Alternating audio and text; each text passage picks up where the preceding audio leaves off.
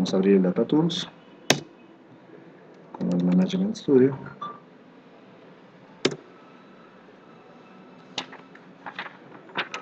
Verifiquemos que las bases de datos que vamos a utilizar estén restauradas para poder continuar.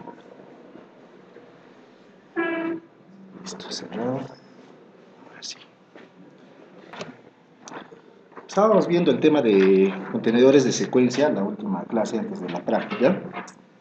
Bueno, teníamos el detalle siguiente, de que los contenedores de secuencia lo que hacen es pues agrupar, aglomerar determinadas acciones de manera secuencial, como el mismo nombre lo indica. ¿Para qué? Para que nosotros podamos, en global, realizar una acción o diferentes. De repente, no sé, una instrucción SQL y luego de repente otra instrucción SQL. ¿Es posible? Sí, es posible. Sobre la marcha, ya tenemos un sequence container, ¿no?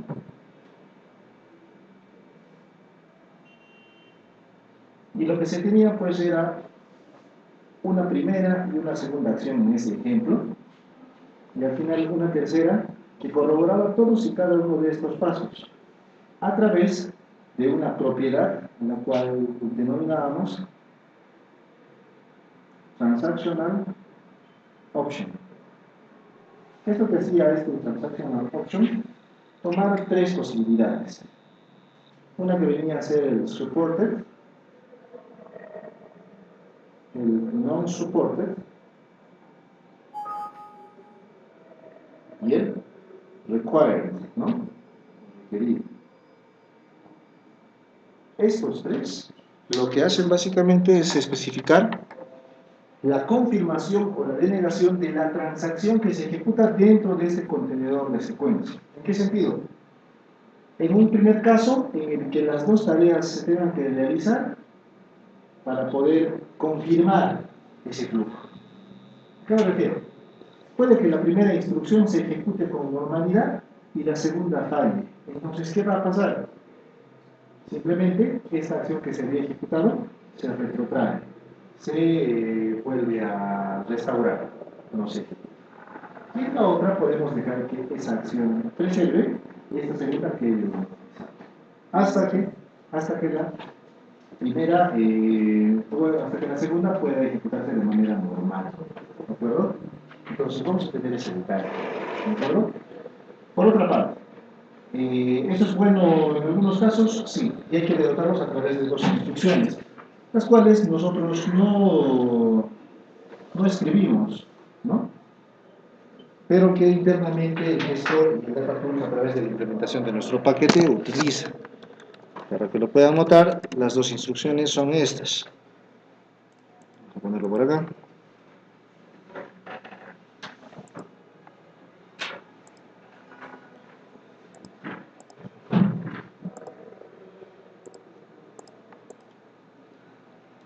La opción que era como propiedad a implementar o a utilizar era el Transactional Option, ¿sí? Y lo que teníamos era el Commit y el Rollback. En el módulo 1 yo hablé de estas dos operaciones. No sé si recuerdan qué es lo que hacía cada una de ellas. Precisamente el fenómeno que acabo de explicar, ¿no? A través del commit, ¿qué cosa hacemos? Es de confirmar la escritura o la modificación que nosotros demos dentro y hacia el gestor. Por otra parte, con el rollback, ¿qué es lo que hacemos? Lo voy a decir de forma muy simple. Regresar, retrotraer, es decir, devolver la composición original que tenía la base de datos cuando llega a invocarse esa implementación. ¿De acuerdo? Y esos van a estar asociados justamente a los elementos que van ligados al Transactional Option como propiedad, porque eso es lo que es, propiedad. El Transactional Option dentro del Data Tools en un proyecto, a ver, vamos a generar uno nuevo, al cual vamos a llamar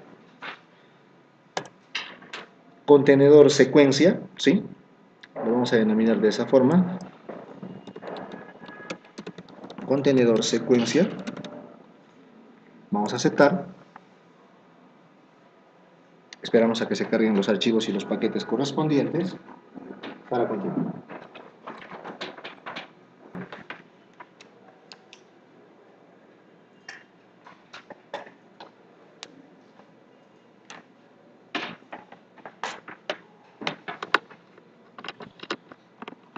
Bien, esperamos a que carguen el cuadro de herramientas.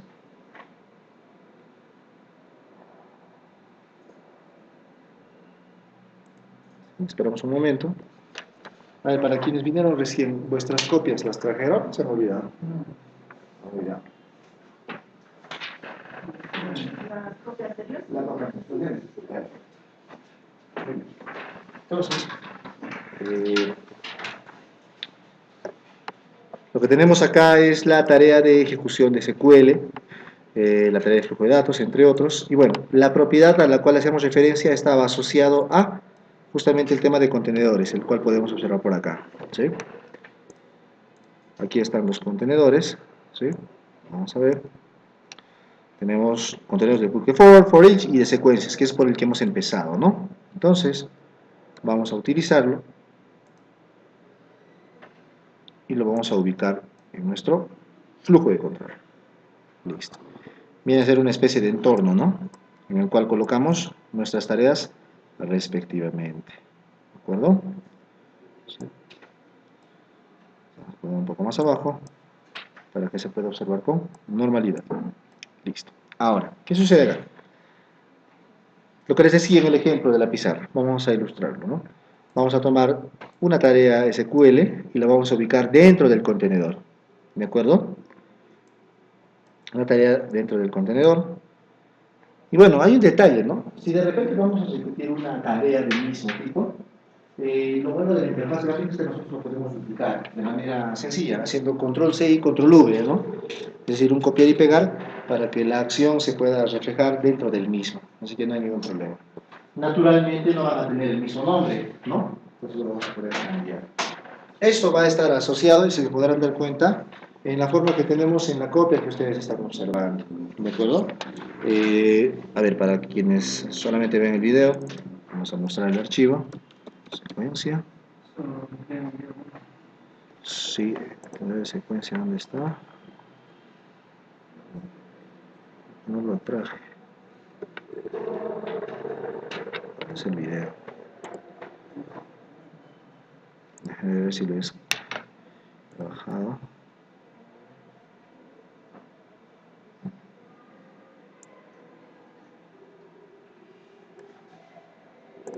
Aquí está. Esa es la copia, ¿verdad? Ahí lo tenemos. Bien, la forma que le estamos dando es la que ustedes observan por acá. Le vamos a dar esos nombres, ¿de acuerdo? Lo vamos a renombrar en base a ese criterio. Entonces tenemos por una parte el contenedor de secuencia con la siguiente denominación. Mi contenedor. ¿Sí? Mi contenedor. Seguidamente, la primera tarea de SQL lo que va a hacer, según el nombre, es elimina. ¿Qué es lo que va a hacer esta tarea? En principio es eliminar los registros de una tabla. Y bueno, debería eliminar otros contextos más. Pero eso lo vamos a revisar en un momento. ¿De acuerdo? Y por otra parte, tenemos la de renombrar una tabla. Les voy a explicar qué es lo que deberíamos hacer en este contexto. O qué es lo que va a hacer este contenedor con la ejecución de esas dos tareas. Lo primero va a ser eliminar pues una tabla de nombre demo. Y posteriormente otra que tiene un segundo nombre, el cual ustedes observan en la guía precisamente, ¿no? Va a llevar su denominación. Si ustedes verán, dentro de la base de datos SSIS, vamos a crear dos tablas. Una llamada demo y otra llamada demo test. ¿De acuerdo? Entonces, lo que nuestro contenedor está teniendo de idea es eliminar primero la tabla esta demo y luego esta demo test, renombrarla por el nombre demo. Naturalmente yo voy a poder realizar esta tarea siempre y cuando esta tabla ya no exista. En su defecto tenga otro nombre, ¿correcto? Entonces vamos a tener ese detalle. Pero vamos a introducir un poco al error en esta parte para entender en qué nos sirve utilizar un contenedor de secuencia. ¿De acuerdo? Eso es lo que vamos a hacer. Vamos a crear esos registros, por favor. Ahí tienen la tabla. Voy a irme al gestor de base de datos. Como la guía me indica, me dice que creemos la tabla respectiva con los parámetros que ustedes observan por acá. ¿Sí? Ahí está. Bueno, yo lo voy a copiar, ustedes lo van a tener que tipear porque lo tienen impreso. Ahí está. Vamos a utilizar la base de datos SSIS y ahí vamos a tener la instrucción. ¿De acuerdo? Ponemos esa instrucción en el Management Studio, por favor. A ver. Estamos creando una tabla llamada demo en la cual vamos a agregar tres variables, o tres atributos, mejor dicho. Un ID de tipo entero, identity, el cual va a acumularse uno por uno. Un parámetro llamado categoría, que va a ser de tipo varchar con longitud 15, la cantidad de caracteres a soportar. Y monto de tipo float, porque va a aceptarse decimales con un punto de precisión alto. ¿De acuerdo? Escribimos esa instrucción teniendo seleccionado la base de datos SSIS. ¿De acuerdo? Eso es lo que vamos a tener. Vamos.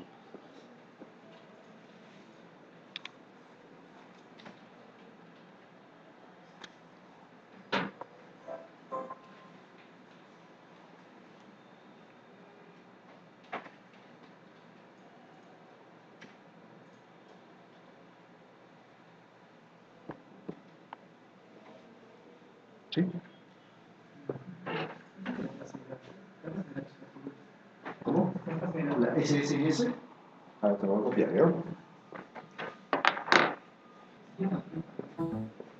Sí, pero se la nombra como SSIS en el catálogo. Vamos. Ahí está. ¿Listo?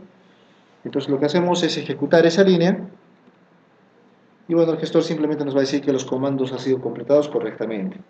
Si nosotros le hacemos un select asterisco from demo, vamos a ver que la tabla se ha creado sin ninguna tupla, ¿no? Sin ningún registro. Muy bien. La otra parte que indica pues la guía que ustedes tienen a la mano es el de insertar datos de ejemplo a nuestra implementación, ¿no? Lo tenemos por acá. Vamos a copiar. Ojo, son registros triviales por el momento. Lo que pasa es que todo esto al final lo vamos a conglomerar y lo vamos a tener que asumir de forma un poco más extendida. ¿De acuerdo? Así que hay que tomar en cuenta ese detalle. Ahí está. Ustedes lo tienen en la copia, ¿sí? Yo como que lo estoy tratando de saltar. Sí, por favor.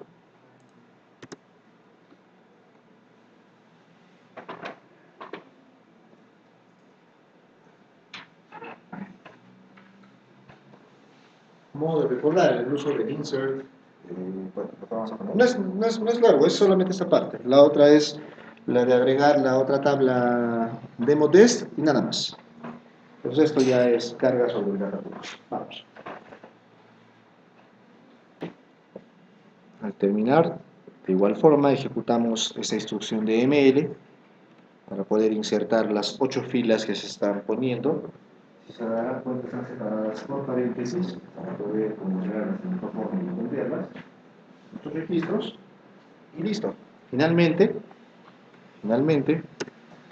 agregamos la última línea, que es crear una tabla con la misma estructura que tenemos en la parte superior, ¿sí? Es decir, repetir esta línea, solo que con otro nombre, que es demo dest, de destino, ¿no? Muy bien. Y bueno, lo ejecutamos y vamos a tener creada también esa tabla. Si consultamos sobre la misma,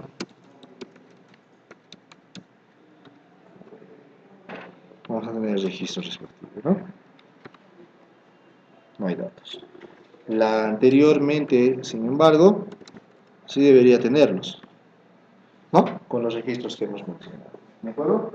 Dos tablas con la misma estructura, una con datos y la otra sin datos. Entonces vamos a probar justamente la referencia que se indica en la guía que estamos utilizando. ¿Qué tenemos entonces? Vamos a ver.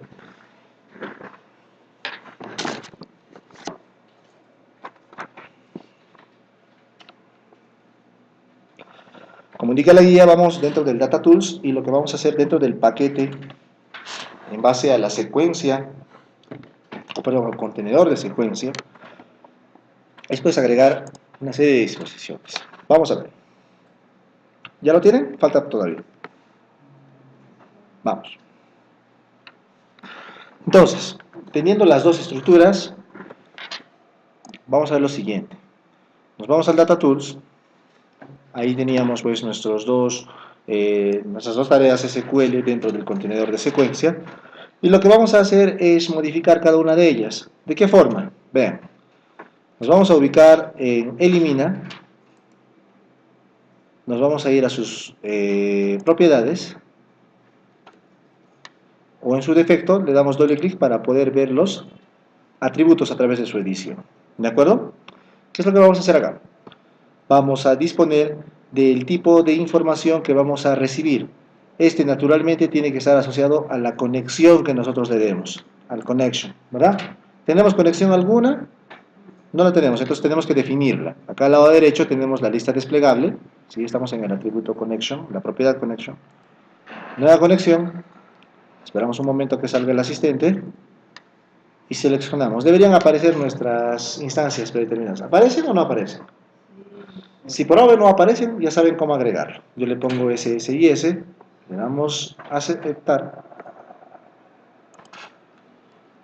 y listo. Eso por una parte. Lo otro viene a ser el SQL statement, es decir, la consulta que se debe ejecutar con la tarea. Hay un botón de 3 puntos para tener el editor y poner la instrucción. Según la guía, la instrucción a disponer es delete demo, ¿no? Delete demo. ¿Qué es lo que va a hacer esta instrucción? Va a eliminar los registros dentro de nuestra tabla. Si yo quisiera eliminar la tabla, ¿qué instrucción debería disponer? ¿Se acuerdan? Drop table demo. ¿Se acuerdan? Esta última que estoy poniendo, que no está en la guía, ojo, la vamos a poner al final. Acuérdense, es una instrucción conocida, se ha visto en el módulo 1, ¿de acuerdo? Llamada drop table demo. ¿Qué cosa es lo que hace? Dropea, elimina, expulsa al objeto de la base de datos, ¿de acuerdo? Lo voy a quitar por el momento. Es lo que voy a hacer. ¿Por qué estoy poniendo esto? Porque voy a inducir al error para que podamos entender el contenedor de secuencia. No vamos a eliminar todavía la tabla, si se pueden dar cuenta. ¿Estamos de acuerdo? Muy bien. Pero vamos a hacer una tarea, una instrucción SQL, ¿correcto? Entonces le damos a aceptar. Seguidamente, no sé si recuerdan el parámetro asociado al result set, ¿no? Por defecto dice ninguno, pero podríamos indicar fila única, conjunto de resultados completo o XML según es el caso. Esto va a depender del tipo de información que nosotros recibamos al paquete con el que estamos trabajando, a nuestro ETL. ¿Qué deberíamos de poner en este caso? ¿El resultado va a ser una fila única o va a ser un conjunto de resultados completo? En realidad va a depender de la instrucción que nosotros vamos a ejecutar. Si vamos a hacer un delete demo, ¿vamos a recibir algo? No, ¿verdad? Pues lo vamos a dejar en ninguno. ¿De acuerdo? Como estaba. Pero si vamos a recibir datos, bueno, el asunto va a ser diferente, ¿verdad? Lo que pasa es que en este ETL, si se darán cuenta, no estamos recibiendo datos, ¿sí o no? Solo lo estamos procesando. Cuando sea pertinente ya vamos a aplicar el criterio correspondiente. Y eso lo vamos a ver cuando hagamos for each loop, que es el otro tipo de contenedor, el segundo contenedor. ¿Ya? Listo, yo le voy a dar a aceptar. Ya tengo una instrucción, por eso no me muestra el error pertinente. Y ahora nos vamos al renombrar. De igual forma, le tenemos que dar una conexión, es decir, con quién va a trabajar. Ahí está SSIS, que es mi base de datos. Y en el statement, ¿qué le voy a poner? ¿Qué me dice la guía? Hablé justamente en la última clase de una estructura llamada procedimiento almacenado o Stored Procedure, ¿se acuerdan? El cual se representa con las siglas SP. Y en este caso está utilizando un procedimiento almacenado ya existente, llamado rename o renombrar, como lo podamos interpretar, ¿de acuerdo? ¿Qué es lo que hace este procedimiento almacenado? ¿Se acuerdan? Renombra un objeto el cual tú des como parámetro inicial, que vendría a ser demo_dest, ¿no? Nuestra tabla de destino. ¿Por qué nombre? Por demo, ¿no? Es decir, ¿a quién vas a renombrar y con qué lo vas a renombrar? ¿Estamos de acuerdo? Esos son sus argumentos. Y esa es la especificación que vamos a dar como instrucción SQL o statement dentro de esa tarea. Por eso le hemos puesto el nombre de renombrar. Cuando habla de nombrar, significa que... Le vamos a cambiar el nombre a la Nombre, tabla. nada más, Exacto. nada más. Sí, nada más. Solo cambiarle el nombre. Exacto. Tomamos elimina, definimos el flujo de control hacia la siguiente tarea y vamos a ver que no hay inconveniente alguno hasta ese punto. ¿De acuerdo? Listo. Por favor, háganle un clic al contenedor y en el lado derecho díganme si observan la sección de propiedades. ¿Aparece? Debe aparecer. Si no aparece, ¿qué hacemos? Dentro del contenedor, clic derecho, propiedades. Y va a aparecer. ¿Estamos de acuerdo? Listo. En el mismo vamos a observar justamente el atributo denominado Transaction Option, que tiene uno de los tres valores que yo mencioné en un inicio. ¿Qué dice? Supported o soportado. Vamos a ver la diferencia y ustedes mismos me van a dar la explicación. ¿De acuerdo? Lo vamos a dejar como está. No sin antes decirles que dentro de Supported tenemos las otras dos variantes, que es Not Supported y Required. ¿Estamos de acuerdo? Fíjense entonces. Yo tengo mi ETL. Me voy un momento al Data Tools y voy a hacer la verificación. ¿Cuál es la verificación? Select asterisco from demo. ¿No? En el management. Están mis registros en el nombre de la tabla demo y en demo test la estructura pero sin datos, ¿verdad? ¿Hasta ahí estamos bien? Muy bien. A ver, uno es demo y el otro es demo test. Aunque sea corranlos en simultáneo, no hay ningún problema, se muestran. Como se darán cuenta, uno tiene los registros y el otro no tiene los registros, pero tienen la misma estructura, ¿cierto? ¿Sí? Es una instrucción simple para poder consultarlos. Yo ya lo conozco. ¿De acuerdo? Demo y demo test. Exacto. ¿Ya? El texto está un poco más abajo, pero debe aparecer. Si lo corren independiente es más claro. Listo. Entonces, Las tablas son iguales. ¿cómo? Iguales, pero uno tiene registros y el otro no tiene registros. Eso... Demo no tiene y demo dice. No, demo tiene y demo dest no tiene. Exacto. ¿Ya? Muy bien. Entonces, fíjense. La idea de este contenedor es justamente, ¿qué es lo que va a hacer en este contenedor la primera tarea? Le hemos puesto una instrucción, delete demo. ¿Qué cosa va a eliminar? Los registros. Porque ya les dije, así como había delete demo, había otro, drop table, ¿sí o no? Ese drop table sí elimina la tabla, pero no estamos haciendo eso por el momento. ¿De acuerdo? Muy bien. Y luego de eliminar los registros, ¿qué se debe hacer? Cambiar el nombre a la otra tabla, ¿verdad? Pero precisamente ahí va a haber un error, y eso lo vamos a percatar en este momento. Denle iniciar. Esperamos un momento. Ya lo que veíamos con un ejemplo básico de optimización, ¿no? Elimina. ¿Se ejecutó correctamente, sí o no? Según esto, a ver. Elimina, ¿se ejecutó correctamente o no? Sí, pero el nombre también. Pero de nombrar, ¿por qué no? Porque el elimina lo único que ha hecho es eliminar los registros de la tabla. Pero la tabla demo existe todavía o no? Renombrar no puede ejecutarse porque demo existe. ¿Se puede hablar efectivamente qué está diciendo? El nombre de la tabla ya existe y no se puede cambiar ese nombre. Pero dense cuenta de algo. La tarea de acá, ¿qué ha hecho ya? ¿Ha eliminado los registros, sí o no? ¿Lo habrá eliminado? Vamos al Management Studio, exacto. Vamos al Management Studio. ¿Lo ha eliminado, sí o no? ¿Se han dado cuenta? Lo ha eliminado. Este Supported, ¿qué es lo que hace? ¿Qué es lo que hace? Es dentro del Data Tools, ¿sí?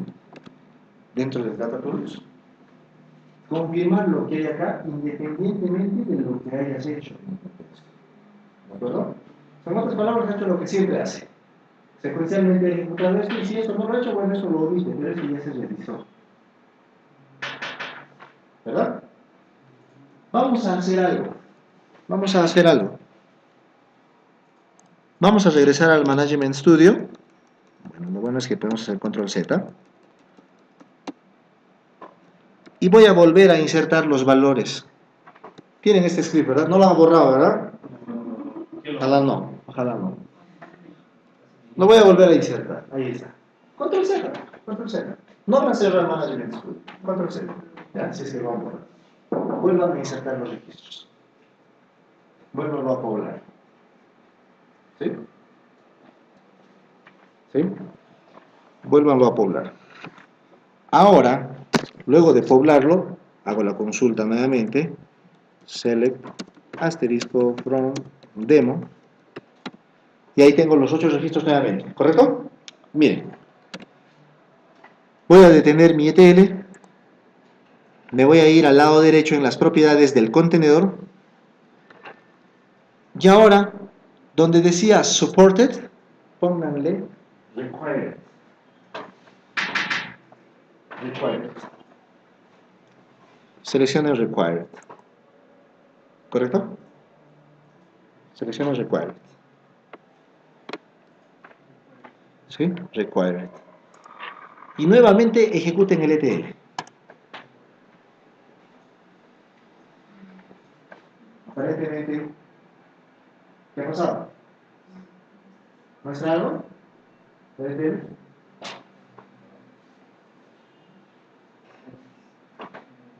¿Internamente muestra algo? ¿O simplemente se detuvo? Se detuvo, ¿no? A nivel del contenedor. ¿Eso qué creen que signifique? A pesar de que, ojo, lo he ejecutado, ¿eh? Mira, aunque sea lo voy a volver a correr.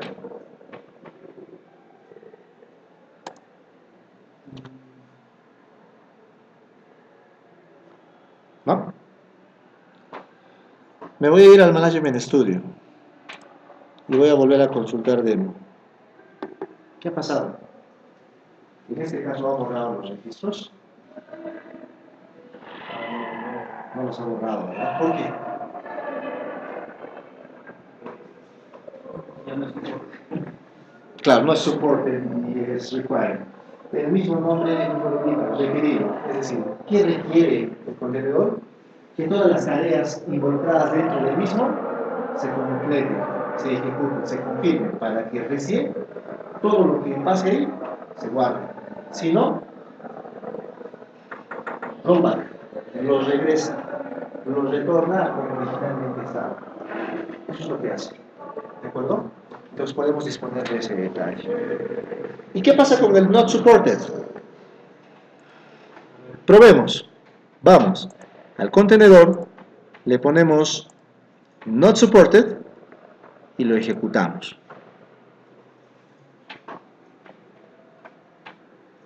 Se parece mucho al supported, ¿no? Lo ha ejecutado, pero su nombre falló. Vámonos al Management Studio. ¿Qué diferencia encuentran? Lo he eliminado, ¿no es cierto? Entonces, ¿qué diferencia entre el soporte y el no soporte? A ver, interpretémoslo por una parte. En ambos casos se elimina.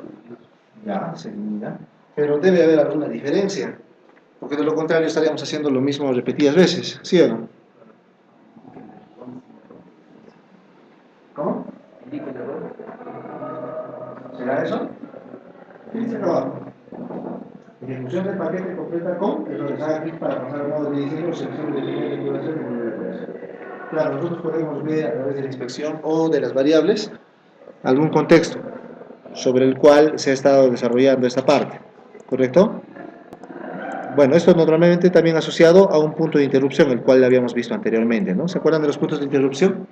El on progress, el cual podemos hacer para que se detenga. Entonces, básicamente entre estos dos, la diferencia en realidad la vamos a revisar cuando utilicemos flujo de datos específicamente. ¿Por qué digo eso?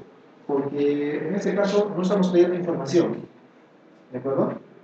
Entonces, cuando entregamos información nosotros hacia el Data Tools, el soporte, ¿qué es lo que va a hacer? Se va a traer la información y la va a almacenar. Cuando no necesite o necesite retornarla, la va a eliminar. En cambio, el not supported simplemente la información todavía no se trae hasta el momento en que sea requerido. Por eso es que no lo vemos en este punto. Pero cuando trabajemos flujo de datos, específicamente lo vamos a observar. ¿De acuerdo? No se preocupen. ¿Ya? Bueno, eso es por cuanto podamos ver qué es lo que sucede con un contenedor. Nosotros podemos detener el flujo en base a un required, siempre y cuando las tareas dentro del mismo se cumplan por completo, ¿verdad? Y es útil en algunos casos, es útil. Porque ¿qué pasa si yo ejecuto estas tareas fuera del contenedor? ¿Podré controlarlo? No se puede. Esto es propio de un contenedor. El transactional function es propio del contenedor. Entonces, si lo ponemos afuera, no hay forma de detenerlo. Tenemos que agregar una bifurcación, pero es complicado. Así que si existe una herramienta que hace esto, ¿para qué lo vamos a implementar? ¿De acuerdo? Eso es lo que tenemos. Modificación a esta implementación. Hagamos que las dos tareas se ejecuten. ¿De soporte no soporte? ¿Cuál dijo que era la diferencia? Cuando importamos información, no lo estamos haciendo en este momento, pero cuando traemos de un origen de información, con el supported, ¿qué es lo que hacemos? Almacenamos la información dentro de la reproducción. Con el not supported, no. Hasta que se confirme la acción, recién se mide. Esa es la diferencia. Es que es algo que no vemos, es algo que ocurre internamente. ¿Dónde lo vamos a distinguir? Por ejemplo, cuando vamos por each loop y trabajamos con bastantes registros. Con los registros que justamente hay en la tabla SSIS. FIFA, ¿se acuerdan? Están todos los jugadores, hay como 17.000 registros. Pues vamos a ver ahí la diferencia. ¿De acuerdo? Bien. ¿Cómo corregimos esto para que se ejecute con normalidad? ¿Qué instrucción habíamos colocado dentro de elimina? Delete demo, ¿verdad? En vez de ese delete demo, pongan la instrucción que anotaron. Drop table demo. Drop table demo. Sí, sí, sí. Lo cambiamos. Y vamos a ver si el flujo se corrige. Ahí está. Le ponemos drop table demo. Aceptar, aceptar y ejecutamos el flujo.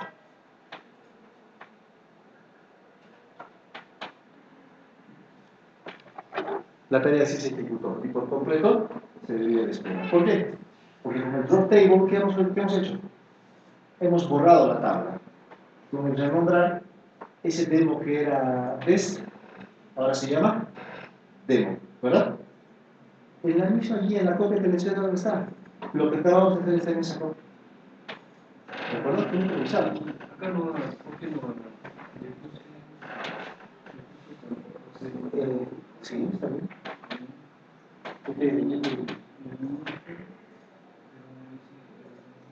Ponle en minúsculas el drop table. Entiendo, ¿verdad? ¿Están ustedes detectando? No existe, claro. Ponle la de minúsculas. No, demo es su nombre. No, de repente la tabla ya no existe. Ah, no hemos eliminado los registros. No, la tabla sí existe. A ver, ¿existe o no existe? Creo que ya se ha podido dar cuenta. A ver. No, acá la tengo bien. ¿La demo o la demo test? Vean eso, ¿eh? Demo de sí hay, pero Demo. demo no hay. Si ya lo has corrido.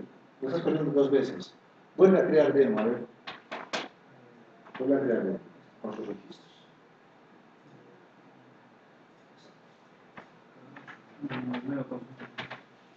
Si quieres.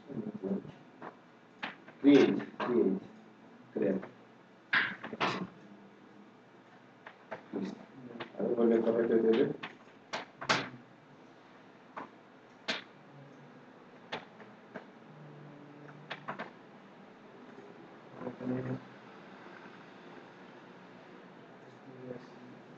¿Estás seguro? Sí, una vez vamos a ver el contenedor. Este no es soporte, vamos a hacerlo a soporte. Pero vuelve a crear el demo.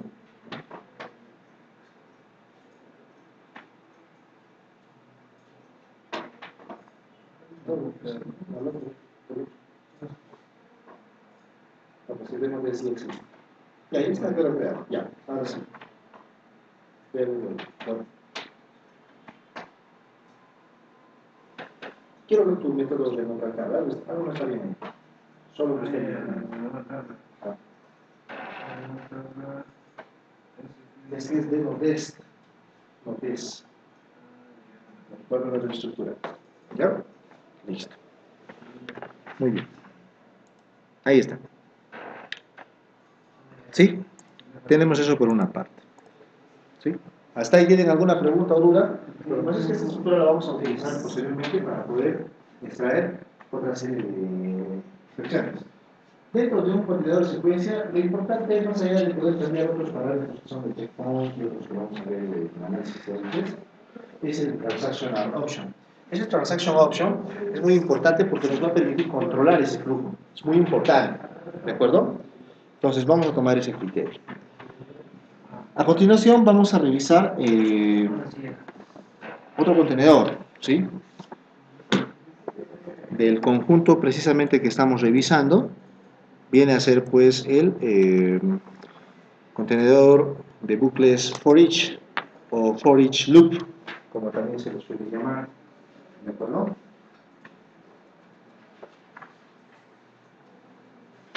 Vamos a revisar el for each loop. ¿Ya? Este bucle for each loop lo que hace básicamente es, como su nombre lo indica, para cada elemento dentro de un bucle ejecutar una determinada tarea, ¿de acuerdo? Tarea la cual nosotros vamos a empezar a desarrollar. Bueno, en base a determinadas variables o a determinadas acciones que necesitemos que se repitan una determinada cantidad de veces, ¿de acuerdo? Entonces, ¿qué es lo que vamos a hacer? Vamos a tomar un ejemplo básico, que va a ser la guía que se les está proporcionando y lo voy a mostrar en pantalla también para que lo revisen, el cual, como les decía, nos permite repetir determinadas acciones en un determinado flujo, ¿de acuerdo? Es decir, de repente necesito que una determinada variable se agregue en función a un parámetro. Bueno, en algunos casos se va a tener que comparar inclusive, pero en el for each no va a ser posible, sino más bien en el otro tipo for nada más. Pero vamos a llegar a su momento para desarrollar, ¿de acuerdo? Este for each loop o contenedor de bucles for each lo vamos a implementar de la siguiente forma. Según la guía, como ustedes pueden observar, lo que nos pide es que agreguemos una nueva tabla, o perdón, no una nueva tabla, sino un nuevo atributo a la tabla FIFA que tenemos dentro de la base de datos SSIS, ¿correcto? Entonces, ¿qué es lo que vamos a hacer? Vámonos a el Management Studio y agregamos las siguientes líneas. Alter Table. Alter, ¿para qué es? Para modificar un objeto, ¿no? En este caso, la tabla. ¿Qué tabla? FIFA. ¿Correcto? ¿Y qué le vamos a decir? Add pie esp varchar de tamaño 10. ¿Para qué vamos a correr esto? Recuerden la estructura de la tabla FIFA. ¿Qué teníamos en la tabla FIFA? A ver, para que recordemos. Código, nombre completo, nombre individual, flujo, liga, fecha de nacimiento, altura. Y este último es el pie preferido, el pie con el cual cada uno de los jugadores domina más el balón, ¿no? La mayoría con la derecha, unos cuantos con la izquierda, entre otros, podrían ser variables, ¿no? Solo que el idioma con el que está apareciendo está en inglés. Y yo los quiero en español. Entonces, vamos a agregar justamente a esta tabla un nuevo atributo llamado pie español, como este, en el cual, por lógica, como se podrá deducir, vamos a agregar el atributo equivalente a estos en inglés en español. ¿De acuerdo? Como se darán cuenta, va a ser una tarea bastante repetitiva porque tenemos 17.994 registros. Así, ¿cómo hacemos eso? Colocarle al que le corresponde right derecha y left izquierda, según corresponda. Lo vamos a hacer manualmente. Usemos un for each loop o un contenedor de bucles for each, el cual nos va a permitir realizar esta tarea hasta que no encuentre registros. ¿De acuerdo? Eso es lo que va a hacer. Ese for each dice para cada. ¿Para cada qué? Para cada registro que esté dentro de la condición del mismo contenedor. ¿De acuerdo? ¿Cómo lo vamos a implementar? De la siguiente forma.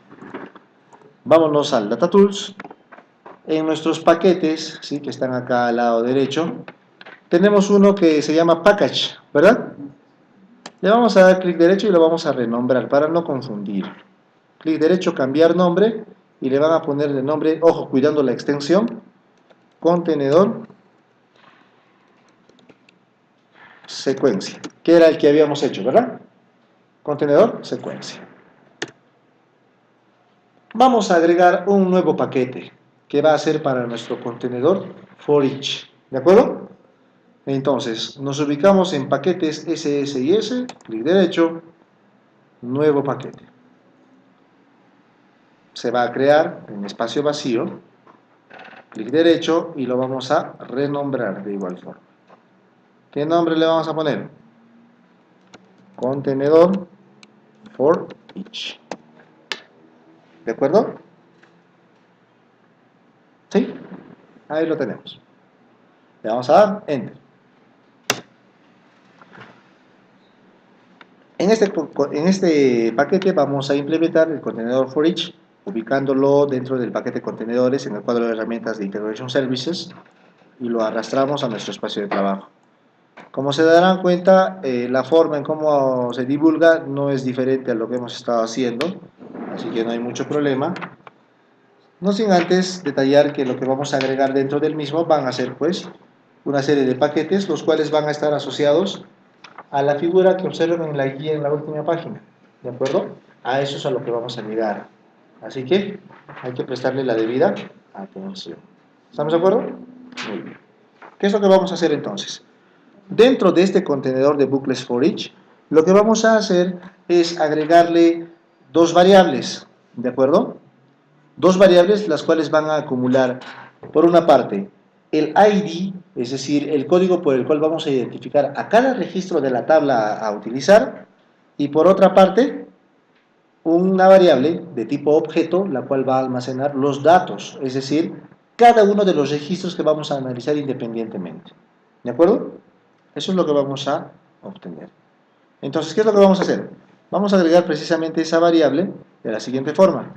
En una zona libre del contenedor de bucles for each, le van a dar clic derecho, y si no llegan a ubicar el elemento de variable, lo hacen desde afuera, aquí afuera, en la zona gris. ¿Se ubica?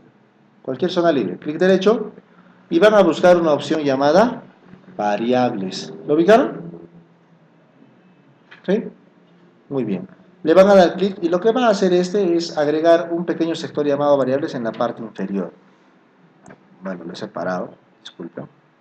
Voy a colocar ahí abajo, solo que voy a darle más distancia. ¿Sí? Variables. ¿Lo observan? Debería aparecer ahí abajo. Hay un botoncito aquí que tiene más o menos este aspecto. Le van a dar clic, que es para agregar una nueva variable. ¿Y qué nombre le van a poner? No sé si pueden observar la guía. Hay dos variables, ¿no? Una llamada ID y otra llamada datos. Vamos a empezar por datos. El ámbito en el cual se va a contener va a ser el contenedor for each que estamos utilizando. ¿De acuerdo? El tipo de datos, no, de tipo object u objeto. ¿Por qué? Porque lo que vamos a recuperar de esa consulta no es solo un valor, sea entero o sea cadena de texto. ¿Qué cosa es? Un registro. Y un registro, bajo la premisa de Integration Services, se almacena en una variable de tipo object. ¿De acuerdo? Porque son varios elementos, no es uno solo. El valor inicial, bueno, lo va a disponer en el System Object, por sí solo, ¿no? Si ustedes le dan clic a otro lado, este debería cambiar. ¿Estamos de acuerdo? Listo. ¿Cuál es la otra variable? ID, ¿correcto? ID. Tenemos entonces el ID.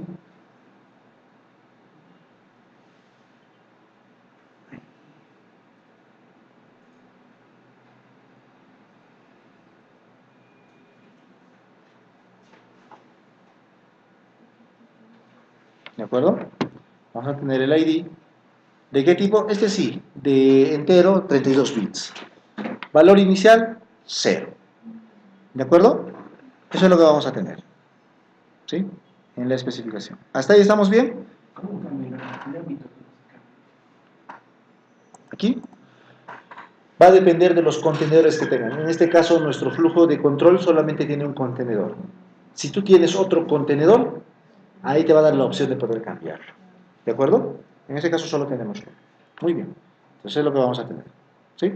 Listo. Ya tenemos. Leamos la siguiente, el punto número 2 de la guía. ¿Qué dice? Agregamos un componente execute SQL task o tarea de ejecución SQL y lo vamos a configurar para conectarnos a la base de datos. Cambiamos la opción, como decía, del result set a full result set porque vamos a recuperar bastantes valores. Y en el statement, es decir, la instrucción SQL, vamos a agregar la consulta que ustedes observan ahí, que es un select top 10 ID from FIFA where PS is null, es decir, donde la instrucción esté vacía. A ver, la voy a explicar. El top 10, como dice, es totalmente opcional y depende de la capacidad de la computadora. Bueno, la computadora que tenemos no es para nada básica, así que no va a haber problemas, pero en el ejemplo se sugiere utilizar pocos registros para poder verlo. Pero vamos a usar en nuestro caso todos, ¿de acuerdo? Así que no hay problemas. ¿Cómo vamos a implementar esto? Vean ustedes. Dentro de nuestro contenedor ya tenemos definidas nuestras variables, así que lo que vamos a hacer es agregar una tarea SQL o ejecutar SQL. ¿De acuerdo? ¿Dónde la vamos a llevar? Adentro. ¿Sí? ¿Y qué es lo que vamos a hacer con esa tarea?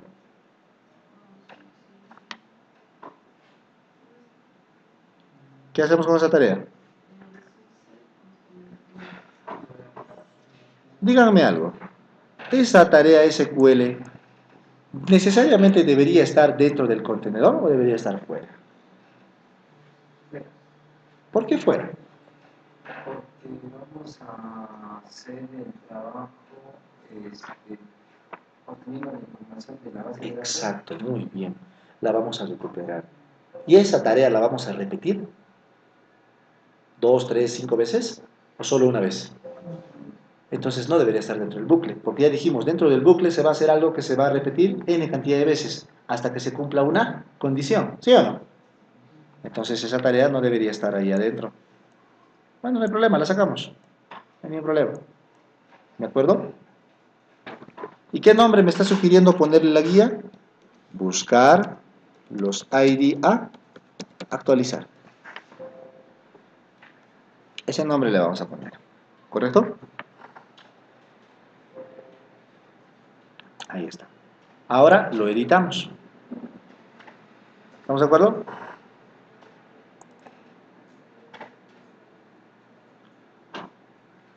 Generamos su conexión. Si no existe, la definimos. Eso ustedes ya saben hacerlo. Y en el statement o la instrucción, ¿qué le vamos a decir? Lo que indica justamente la guía. Bueno, la guía en realidad da una referencia. Como tenemos el poder computacional necesario, vamos a utilizar algo un poco más complejo. ¿A qué me refiero? Voy a irme un momento al Management Studio, ¿sí? Y voy a hacer la consulta. ¿Qué me dice? Select top 10, solo el campo ID from FIFA, donde el pie ESP que hemos creado, no lo he ejecutado todavía, disculpen. ¿Esto lo han ejecutado? Todavía. Córranlo, córranlo. Si lo han ejecutado, perfecto. Listo, a mí me faltó, por eso no encontraba el atributo. Entonces ahora si le pongo pie ESP, no debería aparecer, pero bueno. Pie ESP is null. Es decir, donde ese atributo aparezca vacío. Entonces yo lo voy a correr y bueno, obtengo pues los registros donde no haya registros. ¿De acuerdo? Solo estoy mostrando los 10 primeros, ¿verdad? Pero que si quisiera ver a todos, en vez de top 10, ¿qué pongo? Asterisco. Y tengo a los... perdón. Pero solo estoy mostrando la ID. A ver, déjeme ver, perdón. Estoy confundiéndome la sintaxis. Ahí tengo, ¿no? Lo debería poner de esta forma. Ya no le pongo asterisco, disculpen. Es que en vez de asterisco va el campo, ¿no? Tiene que ir el campo. En este caso solo necesito el ID. ¿De acuerdo? Muy bien. El código de cada jugador. ¿Y tengo los 17.994? Sí. Entonces, esta instrucción la vamos a copiar. ¿Sí? Cópienla. ¿Y dónde lo van a pegar? En el Data Tools. En el statement. ¿De acuerdo? Listo. Ahí lo pego. ¿sí? Y le damos a aceptar. Seguidamente, tenemos que revisar el result set. En este caso, ¿vamos a recibir información o no? Claro, los IDs. Y díganme, ¿es un solo ID o son varios? Entonces, ¿qué le pongo? ¿Fila única o conjunto de resultados completo? Correcto, conjunto de resultados completo. ¿Ya? Listo. Eso, a su vez, al seleccionar un result set, va a implicar que yo defina un conjunto de resultados. ¿Se acuerdan? ¿Y qué es lo que tenemos que agregar? Precisamente una variable en base a los resultados. Le voy a decir agregar. Ahí está el user datos, ¿no? Que está en base a ese parámetro que podría ser el ID. Pero en este caso, ¿cuál va a ser? A ver. ¿Cuál será?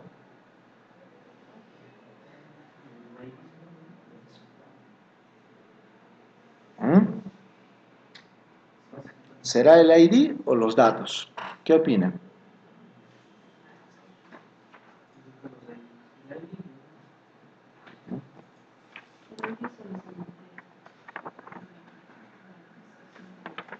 Como vamos a recibir los datos, el ID lo que va a hacer básicamente, ¿qué cosa es? Es recibir la información. Perdón, va a enlazar el atributo que nosotros vamos a recibir a través de la consulta. Porque en sí no vamos a recibir PIESP, ¿sí o no? PIESP no existe, está vacío, ¿sí o no? Le hemos puesto is null y lo ha detectado como tal.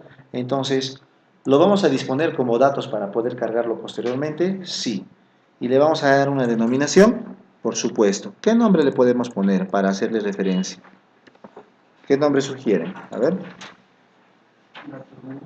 Bueno, puede ponerle datos null o simplemente 0, que es lo que la guía precisamente sugiere. ¿Estamos de acuerdo? Listo. Sin más detalle, le damos a aceptar y vamos a tener pues nuestra instrucción SQL. Esta instrucción SQL la vamos a enlazar a nuestro bucle for each. ¿De acuerdo? A nuestro bucle for each. Ahora vamos a modificar nuestro bucle for each con algunos detalles de consideración que se van a ejecutar a medida que nosotros avancemos. Fíjense la descripción que da el bucle for each en este caso. ¿Qué dice? El contenedor de bucles for each permite la iteración de la ejecución de una determinada enumeración. En este caso, ¿quién va a hacer esa enumeración? El ID, ¿verdad? Entonces lo vamos a utilizar como criterio. Según la guía, nos pide que coloquemos un contenedor de tipo for each loop y editamos el enumerador, ¿sí? El enumerador, el cual vamos a encontrar dentro de la opción llamada collection o colección, ¿sí? Y ahí vamos a encontrar una propiedad llamada enumerator, ¿sí? ¿Qué opción nos sugiere elegir? Tenemos ahí el enumerador de archivos for each, pero también tenemos un enumerador de ADO. Y no sé si recuerdan esas tres letras, ADO, ya lo vimos antes. ¿Se acuerdan para qué lo utilizábamos? Estaba asociado al tipo de conexión o controlador que utilizamos para conectarnos a la base de datos, en este caso la de SQL Server. Y ese SQL Server utiliza ADO precisamente para poder obtener el recurso. Y vamos a usar su iterador precisamente. Entonces vamos a elegir ese enumerador de ADO para for each. ¿De acuerdo? Seguidamente, el enumerador lo tenemos que configurar en base a nuestro contexto dentro del enumerador. Para ello tenemos que elegir la variable de origen. ¿Y cuál va a ser en este caso? ¿Cuál habíamos creado anteriormente? Datos, ¿verdad? Habíamos seleccionado datos. Entonces, lo seteamos. Y el modo de enumeración, por otra parte, fíjense, tenemos tres alternativas. ¿Cuáles son? Filas en la primera tabla, o filas en todas las tablas, solo en el conjunto de datos ado.net, que es el que utiliza SQL Server, o todas las tablas. En este caso vamos a utilizar solo las filas en la primera tabla, porque es lo que vamos a recibir. Por otra parte, tenemos que asignar las variables correspondientes, la cual se aparece con asignaciones de variables o variable mappings también. ¿De acuerdo? Y en este caso, el asignador de variable, ¿quién va a ser? Ya no va a ser datos porque es el atributo a implementar, sino más bien, ¿quién vendría a ser? El ID, porque es el que va a asignar cada una de las variables, bueno, cada uno de los objetos a recuperar de datos. ¿En qué índice va a inicializarse? En 0. ¿De acuerdo? Y eso es lo que vamos a tener. Hasta esta parte, ¿tienen alguna pregunta o duda? A ver, hemos dicho que... Perdón, ¿sí? ¿Qué variables hay? Entiendo que los ID son los códigos de los jugadores. Exacto. Pero es que estamos hablando a nivel de asignación en este punto. Y en este caso la asignación de variables hace referencia a la asignación del ID a las variables. ¿Y quiénes vienen a ser las variables? Los registros. ¿De acuerdo? O sea, es como que estuviésemos hablando de ID a objeto o ID a datos. ¿De acuerdo? Esa viene a ser la orientación en ese punto. Bien, le damos a aceptar. Y como indica la misma guía, como último paso, pues vamos a agregar dentro del contenedor for each loop o contenedor de bucles for each una nueva tarea de tipo ejecución SQL. En este caso sí va a estar dentro del bucle, porque le vamos a detallar qué es lo que tiene que hacer. Y al igual como dice que el anterior, vamos a reutilizar la conexión a la base de datos. Solo que, como la guía justamente detalla, le debemos dar otro nombre. ¿Y qué es lo que va a hacer? Actualizar la columna, es decir, le vamos a entregar valores a nuestro bucle. ¿Estamos de acuerdo? Y fíjense cómo se va a hacer. Bueno, primero le cambiamos el nombre. Actualizar valores y ESP, ¿verdad? Eso es lo que vamos a hacer. Dentro de ese recurso vamos a ingresar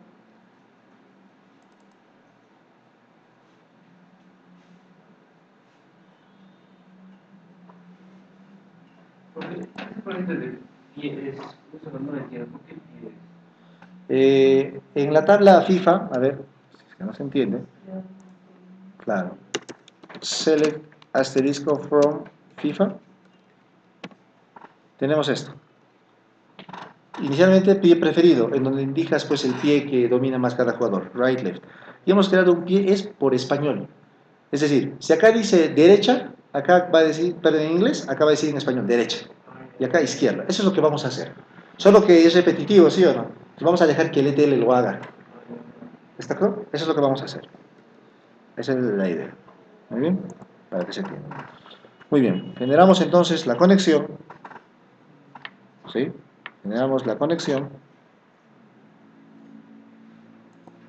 al SSIS y en el statement vamos a poner la siguiente operación, la cual se indica justamente en pantalla o en la guía.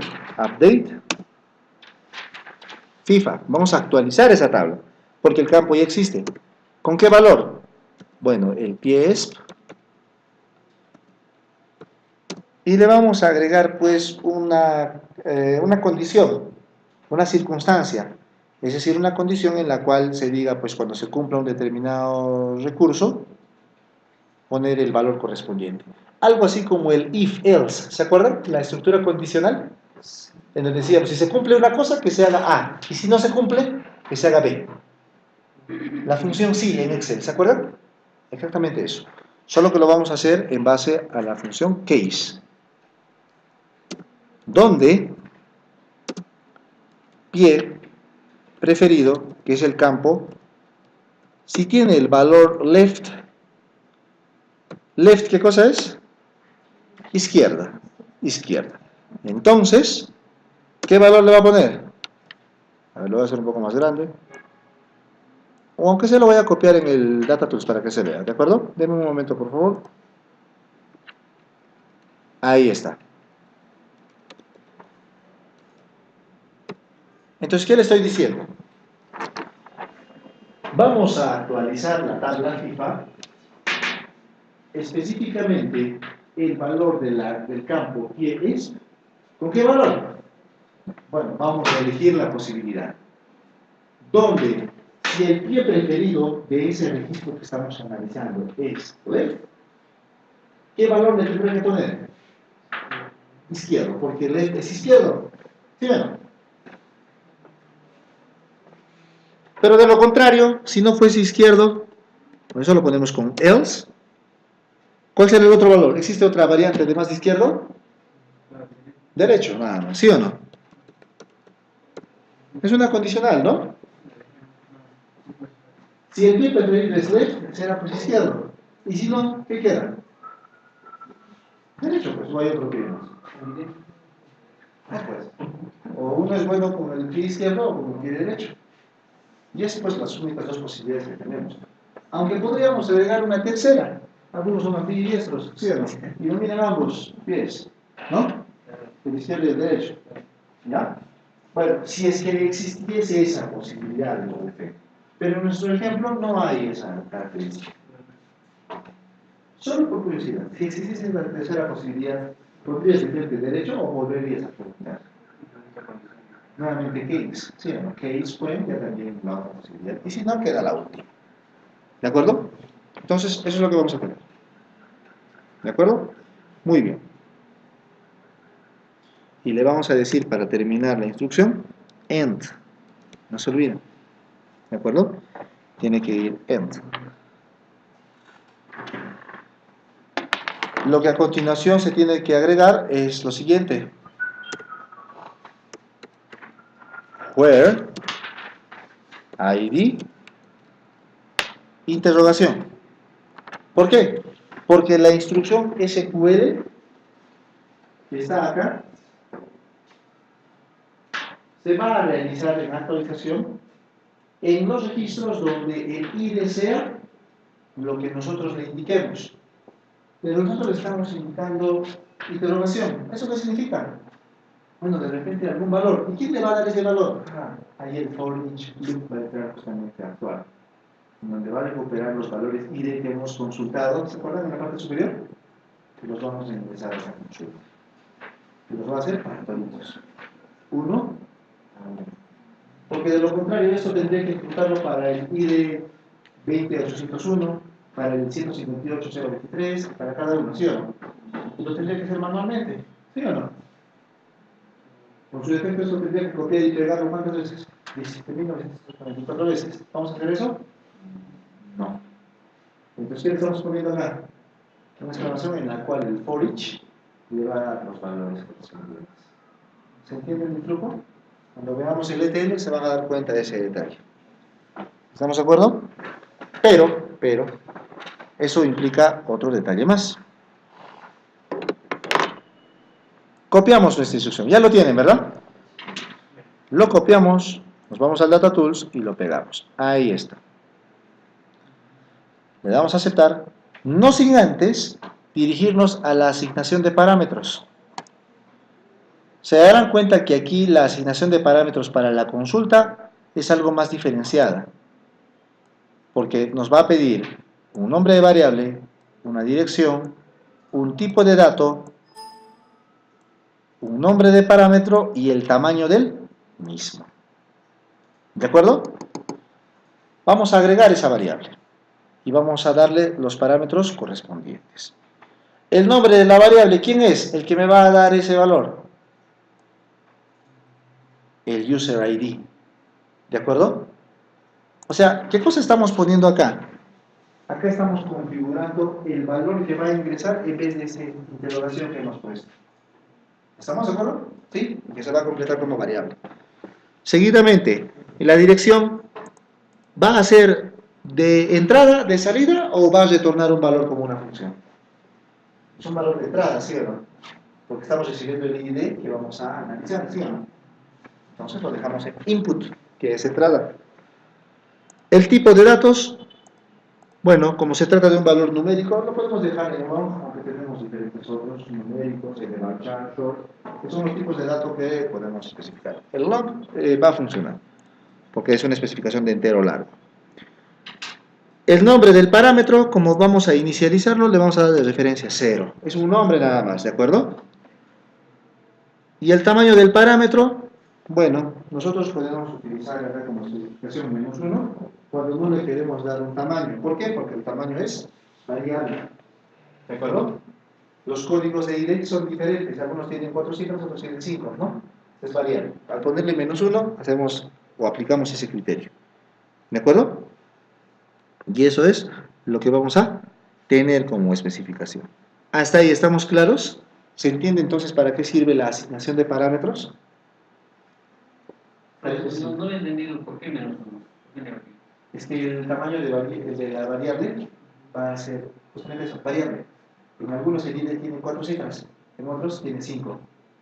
Uno dirá, ¿le puedo exponer el mayor tamaño? Sí, pero lo que va a hacer el recorrido es tomar a cada uno de los elementos. Y al darle un tamaño específico, lo que hace es ordenarlos.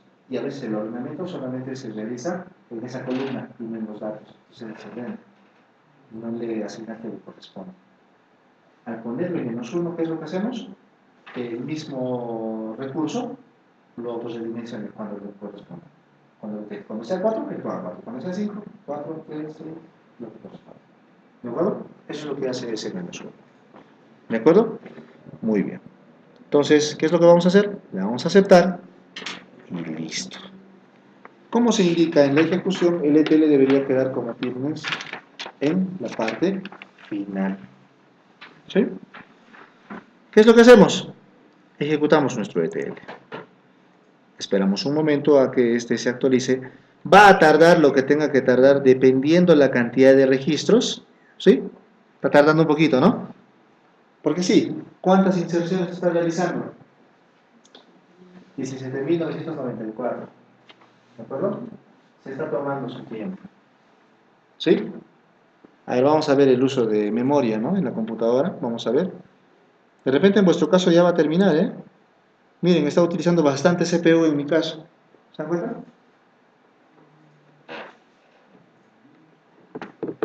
Si es que es bastante, ¿eh? 17.000 registros no es poco. ¿En vuestro caso ya acabó? Sigue todavía. Revísalo. Por su. A ver, ¿quién acabará primero? Yo me imagino que vuestras máquinas, las de laboratorio son un poco más potentes que mi personal. ¿Ven la cantidad de memoria que está usando? Ojalá no se cuelgue.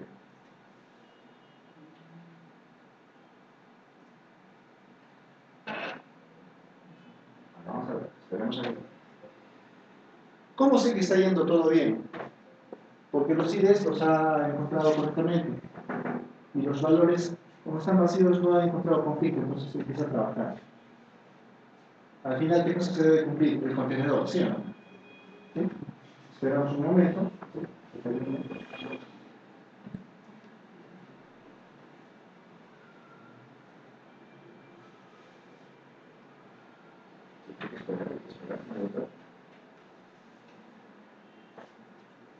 Profe, y dígame, ¿esto siempre va a ser así? ¿Va a tener que demorar?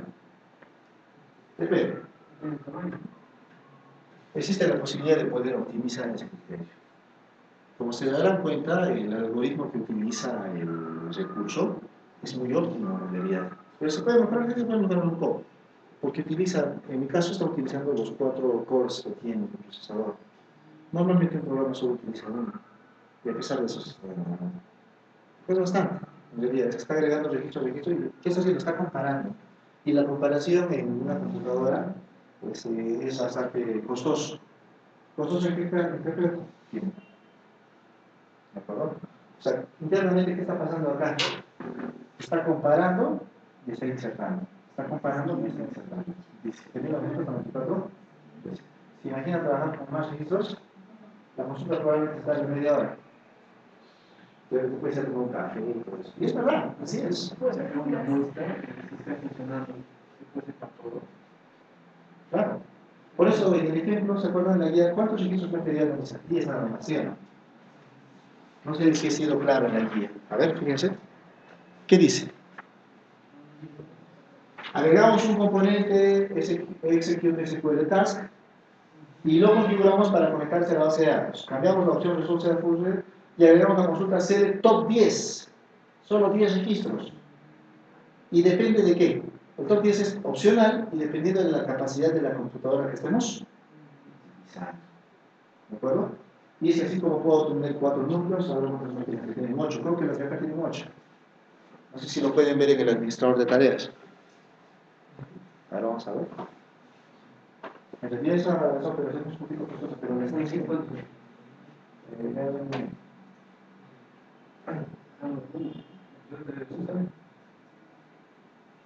Ya terminó.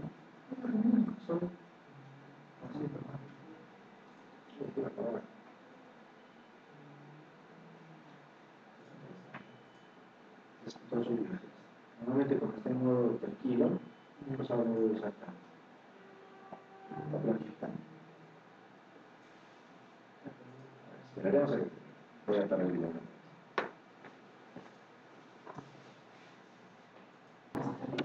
Bueno, al fin, a ver, para quienes están viendo el video luego de ¿cuántos minutos? ¿10 minutos? Más o menos, ¿no? Listo. Ya acabó el proceso, verán que el procesador ya dejó de trabajar, se ha calentado un poco la máquina.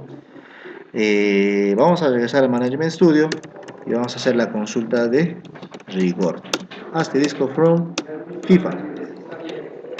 Lo ejecutamos y bien, vamos a poner la cuenta al lado derecho como si hubiera, ¿no? Donde sea izquierda y derecho, según corresponde. Lo que ha pasado internamente en el ETL, ¿sí? Bueno, la indicación es justamente este sector, se darán cuenta que donde corresponda se ha agregado. El costo de hacer esto se ha hecho en base a dos operaciones. Primero, se ha comparado. Segundo, se ha seleccionado el valor. Y tercero, se ha asignado, se ha guardado el registro. ¿Cuántas veces se ha realizado esa acción? 17.994 veces. En su defecto, ¿cuántas vueltas ha dado acá? 17.994 veces. ¿Hay más aquí? ¿Cierto? Sí, eso es lo que ha pasado. ¿De acuerdo? ¿Es bueno utilizar ese for each para realizar ese tipo de operaciones? Sí, a veces tenemos ese detalle, ¿no? Aunque ustedes dirán, profe, pero eso lo hemos podido hacer en Excel, ¿sí o no? De repente yo la tabla lo he podido llevar a Excel y he podido tener ese detalle, ¿sí o no? Pero ¿qué sucede? ¿Por qué lo hemos hecho acá? Sí, pues, ¿qué sucede? Tú pones una condicional y le pones el valor y le haces doble clic. ¿Qué tanto se demora eso? Es un poco más rápido, ¿sí? Mucho más rápido. ¿Cuál es la diferencia entre lo que hemos hecho acá? No, pero el Excel no vas a poder la cantidad. Exacto. La cantidad de registros positivos. ¿Un millón? No, 1.000.000 me parece 400.756 registros, ¿no? Entonces lo podemos cargar, también se toma su tiempo. La diferencia aquí, uno, es que puedes trabajar con más de 1.000.000 de registros.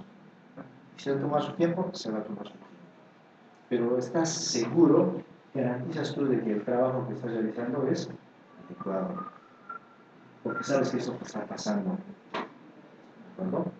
Y además, porque ya no estás con el tema de llevar la información que estaba en SQL a dónde? A Excel y luego de Excel lo regreso acá. Acá eso es de forma automática. Es más, puedo generar al final de eso desde en Excel.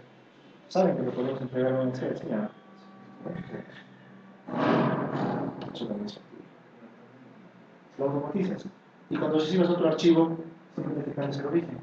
Tienes otro archivo, de repente te estamos acopiando la información del mismo tipo de diferentes personas, utilizas tu propia carpeta. El ETL lo guardas. Lo único que cambias, ¿qué cosa es? Tu origen. ¿Sí o no? Es lo único que cambias.